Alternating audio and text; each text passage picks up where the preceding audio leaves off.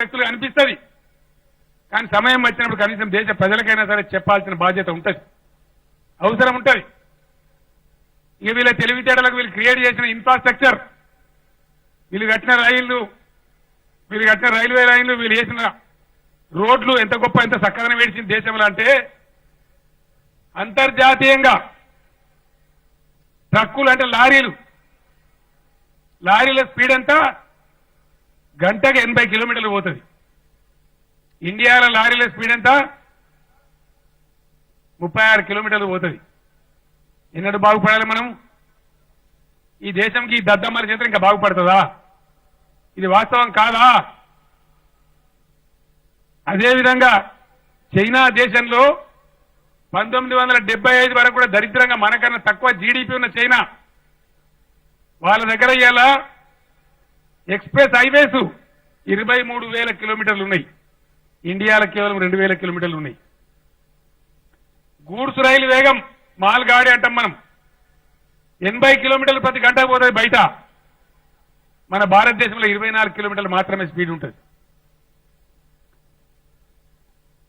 విమానాల సరుకు, విమానాలలో air cargo అంటారు, సరుకు రవాణా అవుతుంది. 21,305 మిలియన్ టన్నులు రవాణా అయితే చైనాలో, మన దగ్గర 1,089,894 అయితే. విమానాల్లో ప్రయాణం చేసే వాళ్ళు 49 కోట్ల మంది ఏడాదికి, మన దగ్గర 11 కోట్ల మంది. తలసరి విద్యుత్ వినియోగం చైనాలో 4,475 యూనిట్లు, మన దగ్గర 1,500 యూనిట్లు. సగటు మనిషి బతికే వయసు అక్కడ 76 ఏళ్ళు, మన దగ్గర 67 ఏళ్ళు. మరి అవతల వాడున్నాడు, ఇవతల మనం ఉన్నాం. వాడు బంగారం తింటుండా? అమెరికాలో గట్లుంటుందట, లండన్లో గిట్లున్నదట, హాంకాంగ్ కాడ 100 అంతస్తుల బంగారం ఉన్నదట, జపాన్లో బుల్లెట్ రైలు ఉన్నదట. ఈ స్టోరీ ఇనుడే మన ఇండియా బతుకా? ఎన్ని రోజులు వినాలే? అమెరికాలో పడేమైనా బంగారం తింటుండా? మనమేమైనా మన్ను తింటున్నామా? అక్కడ గట్లెందుకు ఉండాలి, ఇక్కడ గిట్లెందుకు ఉండాలి? వానికి బుర్ర ఉన్నది, మనకు లేదు. మనం ఈ హిందుగాళ్ళు, బొందుగాళ్ళు, ఈ దిక్కుమాలిన దరిద్రంగాల చేతుల పడి విలవిల్లాడుతున్నది ఈ దేశం. ఈ దేశం బాగుపడాలంటే అంతర్జాతీయ స్థాయిలో ఇతర దేశాలకు ధీటుగా తల ఎత్తుకొని ముందుకు పోవాలంటే ఈ ఇద్దరు దరిద్రులను తరిమి కొట్టాల్సిన అవసరం ఉంది. కాంగ్రెస్, బీజేపీలను తరిమి కొడితేనే ప్రత్యామ్నాయ సమాఖ్య రాజకీయాలు ఈ దేశంలో వస్తాయి. రాష్ట్రాల పెత్తనం నడవాలి, రాష్ట్రాల కోరికలు మన్నించబడాలి, కేంద్రం చేసే పనులు కేంద్రం చేయాలి, న్యాయ వ్యవస్థలో సంస్కరణలు రావాలి, శాసన వ్యవస్థలో రావాలి, ప్రభుత్వాల నిర్మాణంలో రావాలి. ఇంత పెద్ద దేశానికి ఒక సుప్రీంకోర్టు ఉంటుందా? సుప్రీంకోర్టు తీర్పిస్తే అది లా. ఎక్కడో ఏదో రాష్ట్రంలో జరిగే చిన్న దాని మీద ఒక జడ్జిమెంట్ వస్తే అది మొత్తం దేశానికి వర్తిస్తానా? ఈ విధానం సరి అయిందేనా? కాదు. న్యాయ వ్యవస్థలో సమూల మార్పులు రావాలి, పరిపాలనా విధానంలో రావాలి. కేంద్రం పనిచేయాలి, రాష్ట్రాలు పనిచేయాలి. ఇవి జరగాలంటే దేశంలో ఖచ్చితంగా ప్రాంతీయ పార్టీలు శాసించేటువంటి, రాష్ట్రాలు హక్కులు కలిగి ఉండేటువంటి ఫెడరల్ గవర్నమెంట్ రావాలి, సమాఖ్య ప్రభుత్వం రావాలి. దానికోసం నేను మీ బిడ్డగా మీకు మనవి చేస్తా ఉన్నా. తెలంగాణ కథ దగ్గర పడతా ఉంది. మంచినీళ్ళ కోత దగ్గర పడ్డది, సాగునీళ్ళ కోత 5-6 నెలలైతే కథమవుతుంది. కరెంటు బాధలు రావు, ఆర్థికంగా బ్రహ్మాండంగా పురోగమిస్తున్నాం, ఒక అద్భుతమైన రాష్ట్రంగా తయారు చేస్తా ఉన్నాం. మీరు దీవిస్తే, మీరు ఆశీర్వదించి పంపిస్తే ఈ దేశం తర్వాత కూడా మార్చడానికి నేను ప్రధానమైన పాత్ర పోషిస్తాను మనవి చేస్తా ఉన్నా. 100% ఈ 16 ఎంపీలతో కాదు, ఇంకా 100-150 మంది ఎంపీలను జమ చేసి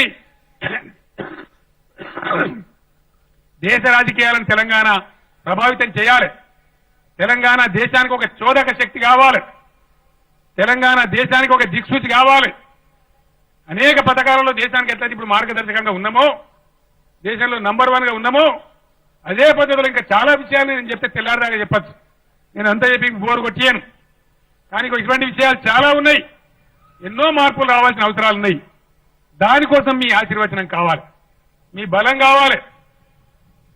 చివరిగా నేను ఒకటే మాట మీ ముందు పెడతా ఉన్నా.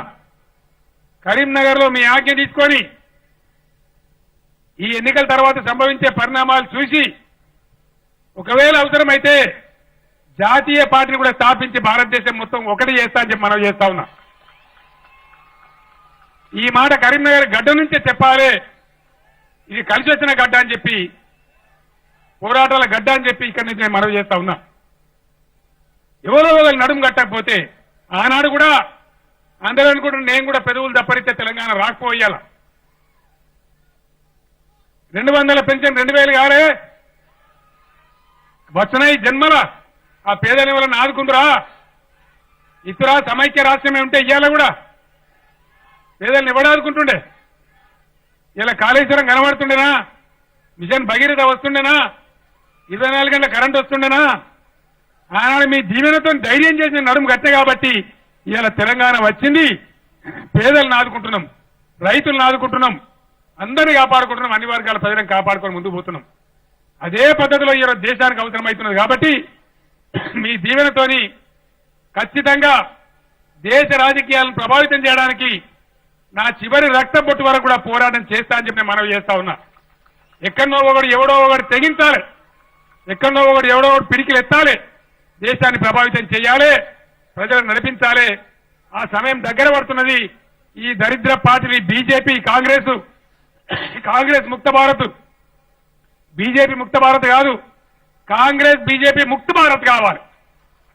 ఈ రెండు దరిద్రం పార్టీలు ఏవైతున్నాయో వీళ్ళు ఏం చేయలే, వీళ్ళు ఏం చేసినారో బయటపడ్డది. వీళ్ళ సంగతి తెలిసిపోయింది మనకు. గోల వీడిని వాడు తిట్టా, వాడిని వీడి తిట్టా, తూకిత్తా, మైకిత్తా, ఈ రాజకీయాలు తప్ప పేద ప్రజలను గాని రైతులను గాని మంచినీళ్ల కోస గాని సాగునీళ్ల కోస గాని పట్టించుకున్న పాపాన్ని ప్రభుత్వాలు పోలే. మౌలికమైన వసతులు రాలే. అనేకమైన మార్పులు తెచ్చే అవసరం ఉంది. స్ట్రక్చరల్ చేంజెస్ రావాలి, అన్ని వ్యవస్థల్లో రావాలంటే ఖచ్చితంగా రాజకీయాలు తీవ్రంగా ప్రభావితం కావాలి. అటువంటి రాజకీయాల కోసం మీ దీవెన పొందుదామని నేను వచ్చిన. ఎల్లుమంటారా నన్ను జాతీయ రాజకీయాల్లోకి? ఎల్లుమంటలంతా పిడికిలెత్తాలి ఒకసారి దయచేసి.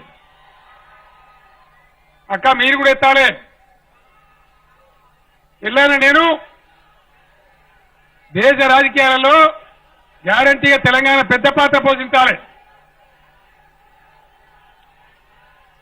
ఇవాళ మన శక్తి 16 ఎంపీలు కాదు, 2 ఎంపీలతో గుద్ది తెలంగాణ తెచ్చినామో.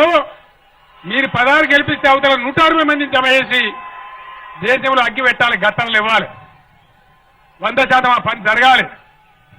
మీ బిడ్డగా కరీంనగర్ దీవెనతోని ఫెడరల్ ఫ్రంట్ రాజకీయాలను బలోపేతం చేసి ఈ దేశాన్ని దుర్మార్గుల నుంచి విముక్తి చేసి ఒక అద్భుతమైన భారతదేశ నిర్మాణానికి ముందడుగు వేస్తా అని చెప్పి మీకు తెలియజేస్తూ, అనేకమైన విషయాలున్నాయి, చాలా చెప్పాల్సిన అవసరం ఉంది.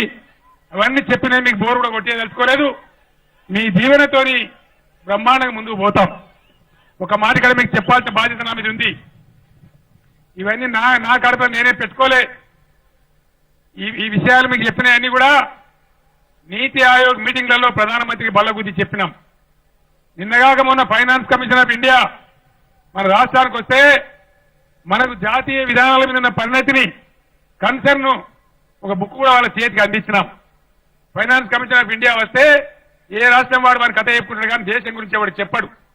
మొట్టమొదటిసారిగా తెలంగాణ రాష్ట్రమే దేశం గురించి కూడా చెప్పినటువంటి ఏకైక రాష్ట్రం తెలంగాణ. ఏకైక ముఖ్యమంత్రి కేసీఆర్ అని మనవి చేస్తా ఉన్నా. మనం ఇచ్చినాం దీన్ని 5 నిమిషాలలో దేశం గురించి ఏదైతే మనం ఫైనాన్స్ కమిషన్ ఆఫ్ ఇండియాకి నేను ఇచ్చినో 5 మినిట్స్ లో ప్రెస్ వాళ్ళందరికీ కూడా ఎలక్ట్రానిక్ పద్ధతిలో మీకు పంపిస్తా ఉన్నాం.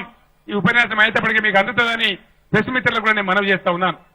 బట్టి మాటలు కాదు, ప్రయత్నం నేను ఏడాది కిందనే ప్రారంభం చేసినాను. ప్రస్థానం మొదలుపెట్టినాం. తప్పకుండా ఈ దేశానికి పెను మార్పులు రావాల్సిన అవసరం ఉంది. దేశంలో ఒక కొత్త భారతదేశం ఆవిష్కారం కావాల్సిన అవసరం ఉంది. తెలంగాణ కోసం నడుము కట్టినటువంటి గడ్డ నుంచే కరీంనగర్ నుంచి ఎన్నికల ద్వారా సమరశంకం పూరించాలనే మీ ఆశీర్వాదం కోసం నేను వచ్చినాను. ఇంత పెద్ద సంఖ్యలో, లక్షల సంఖ్యలో మీరందరూ కూడా వచ్చి ఎండ లెక్క చేయకుండా నన్ను దీవించినందుకు మరొకసారి శిరస్సు వంచి కరీంనగర్ గడ్డకు నేను హృదయపూర్వకంగా నమస్కారం తెలియజేస్తా ఉన్నాను. సమావేశాన్ని ఇంత గంభీరంగా ఆర్గనైజ్ చేసినటువంటి మా మంత్రివర్యులకు, శాసన సభ్యులకు, శాసన మండలి సభ్యులకు, పార్లమెంట్ సభ్యులకు అందరికీ కూడా నేను పేరు పేరున ధన్యవాదాలు తెలియజేస్తా ఉన్నాను. కారు గుర్తుకే ఓటేసి మన కరీంనగర్ ఎంపీగా పెద్ద మెజార్టీతోని గౌరవనీయులు వినోద్ గారిని గెలిపించాలని చెప్పి నేను మనవి చేస్తా ఉన్నాను. అతను ముందు నుంచి కూడా క్రియాశీల రాజకీయాలలో, ఉద్యమ పార్టీలలో, కమ్యూనిస్ట్ పార్టీలో జీవితం అంతా గడిపిన వ్యక్తి, ఉద్యమంలో నాతో కలిసొచ్చిన వ్యక్తి, ఏనాడు కూడా తెలంగాణ ఉద్యమంలో వెన్ను చూపినటువంటి వీరుడు, నా వెంట నికార్సుగా ఉన్నటువంటి వ్యక్తి. అటువంటి ఎంపీ గెలిస్తే రేపు డెఫినెట్ గా నేను చెప్తున్న ఫెడరల్ సమాఖ్య వస్తే ఆయన మామూలు ఎంపీగా ఉన్నాడు, కేంద్రంలో మంత్రి కూడా అయ్యే అవకాశం ఉంటుంది. కాబట్టి కరీంనగర్ ఆ గౌరవాన్ని పొందాలని చెప్పి నేను మనవి చేస్తా ఉన్నా. ఆ విధంగా ఒక పెద్ద వ్యక్తి మీకు ఇక్కడ అందుబాటులో ఉంటే నాకు సగం బాధ పోతుంది, నా బరువు పోతుంది. కాబట్టి వినోద్ గారిని బంపర్ మెజార్టీ ఇచ్చి, దేశమే ఆశ్చర్యపోయే మెజార్టీ ఇచ్చి గెలిపించాలని చెప్పి కోరుకుంటూ నేను కరీంనగర్ గడ్డకు మరొక్కసారి నమస్కరిస్తూ నేను సెలవు తీసుకుంటా ఉన్నా. జై తెలంగాణ.